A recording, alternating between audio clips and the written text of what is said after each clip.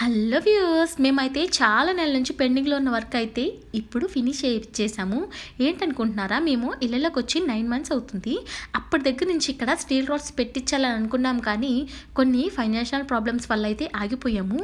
ఇంకా ఎట్టకేలకి ఈరోజు అయితే పని అయితే స్టార్ట్ అయింది. అసలు మేము ఇప్పుడు పని స్టార్ట్ అయ్యిందని అనుకోలేదు.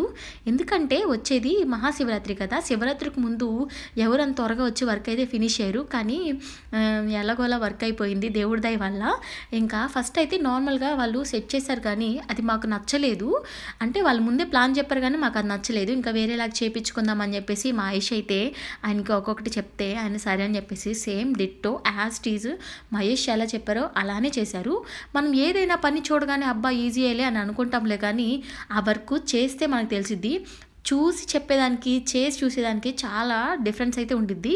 కాదంటారా? ఒకసారి కామెంట్ సెక్షన్లో కామెంట్ చేసేయండి. ఇంకా ఫైనల్ అవుట్పుట్ అయితే అదిరిపోయింది. నేను ఫైనల్ అవుట్పుట్ అనేది నెక్స్ట్ వీడియోలో పోస్ట్ చేస్తాను. వీడియో నచ్చితే లైక్ చేసి subscribe. Thank you for watching.